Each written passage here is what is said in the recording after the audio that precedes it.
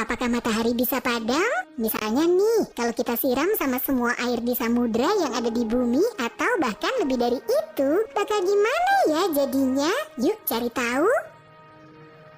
Alam semesta adalah tempat yang penuh misteri. Sejak dulu, para ilmuwan banyak berselisih pendapat tentang luar angkasa. Tapi kita nggak pernah meragukan keberadaan satu objek, yaitu matahari. Pusat tata surya kita. Objek ini besar, terang, dan abadi. Enggak juga sih. Sebenarnya matahari cuma bintang biasa yang terdiri dari 75% hidrogen, sedikit helium, dan sedikit banget unsur berat. Semua itu disatukan oleh gravitasi. Tapi sekitar 5 miliar tahun lagi, siklus hidup matahari akan berakhir karena hidrogen di dalamnya akan habis. Bintang kita ini perlahan akan membesar dan ukurannya akan jadi tak terbayangkan. Lalu matahari akan mulai melahap semua planet yang ada di dekatnya. Saat itulah kita menyesal berada di dekat matahari. Setelah melahap semuanya, bintang ini akan menjadi raksasa merah selama 1 miliar tahun lagi. Dan cepat atau lambat, sang surya akan menyusut lalu redup berubah menjadi katai putih. Pada akhirnya tak akan ada yang tersisa dari bintang ini selain nebula, planet terterang, dan berwarna-warni. Tapi nggak usah takut, sekarang matahari ada di pertengahan siklus hidupnya. Bintang ini terbentuk sekitar 4,5 miliar tahun lalu, yang berarti sisa hidupnya masih selama itu juga. Untungnya kita lahir saat matahari sedang pada masa terbaik dan paling stabil, jadi nggak ada alasan untuk khawatir. Tapi coba kita bayangin skenario yang berbeda. Yuk! Gimana kalau kita percepat siklus hidup matahari dengan bantuan air? Coba kumpulin semua air di bumi, lalu kita siram matahari. Tapi kita butuh ember dulu nih, bukan yang ini ya. Kita butuh ember yang super duper besar. Ember yang bisa nampung air sekitar 1,3 miliar kilometer kubik. Diameternya setara dengan jarak dari Washington ke Chicago. Atau kalau cuma ada ember biasa, jumlahnya harus ada 70 kuintilium, yang berarti nolnya ada 18. Bayangin dapat ember sebanyak itu. Waktunya memadamkan matahari. Kita siram bintang ini dengan air tadi. Tapi kok nggak padam? Seriusan? Tapi coba lihat deh, matahari mungkin kasihan sama kita dan mengeluarkan sebuah suara matahari kecil.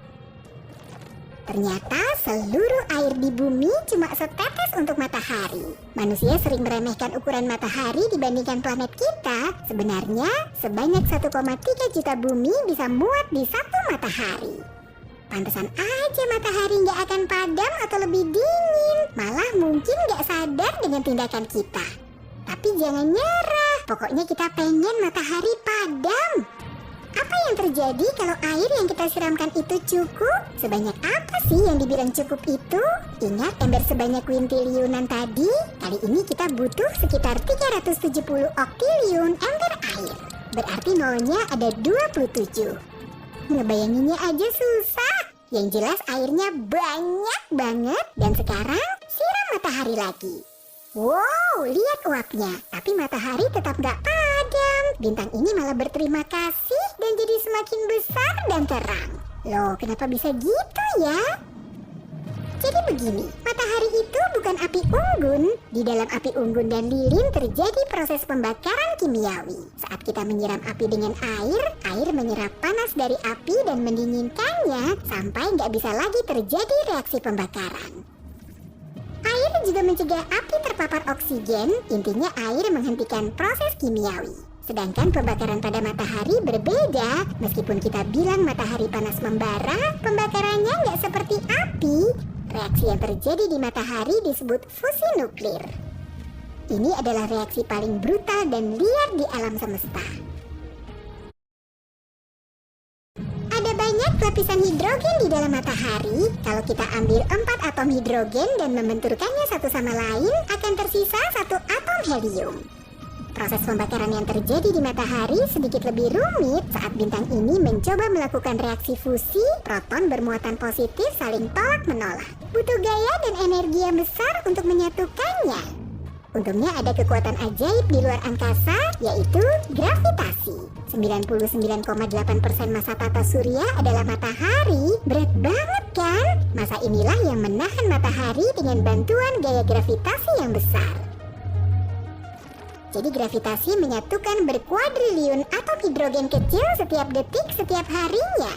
Saat bertabrakan, atom itu melepaskan energi. Jadi nggak seperti api, matahari bukan butuh oksigen untuk menyala, melainkan hidrogen. Kita tahu kalau rumus kimia air adalah H2O. Artinya, air terdiri dari atom hidrogen dan oksigen. Jadi air seperti bahan bakar untuk matahari. Ini bagai memadamkan api dengan bensin. Selain itu, massa tambahan dari air malah bikin matahari lebih berat. Hal itu membantu kinerja gravitasi. Ditambah lagi proton akan saling bertabrakan dengan lebih cepat. Berkat ini, sintesis akan semakin cepat.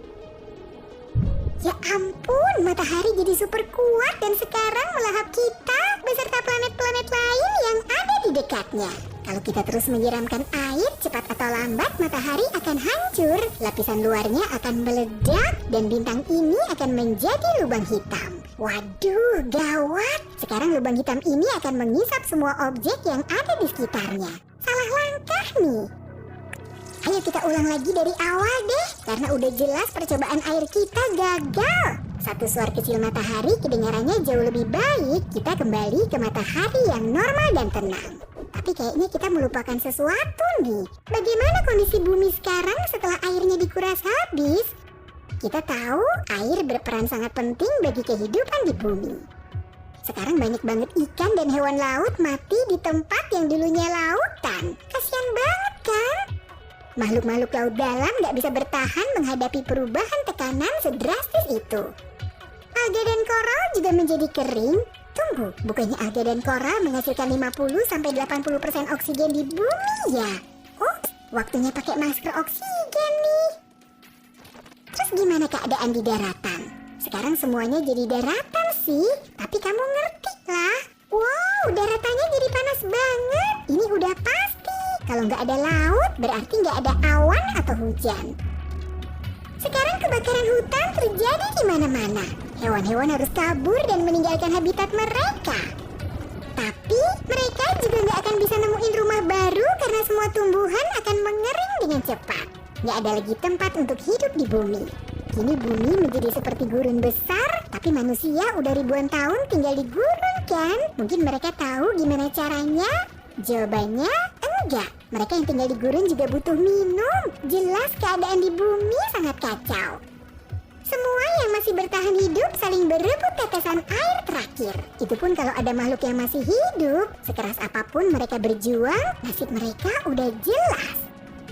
Laut menyerap banyak sekali karbon dioksida dan panas dari matahari. Laut juga menyebarkan panas ke seluruh bumi sehingga nyaman dihuni. Dan begitu laut hilang, suhu akan naik dengan cepat hingga minimal 121 derajat Celcius.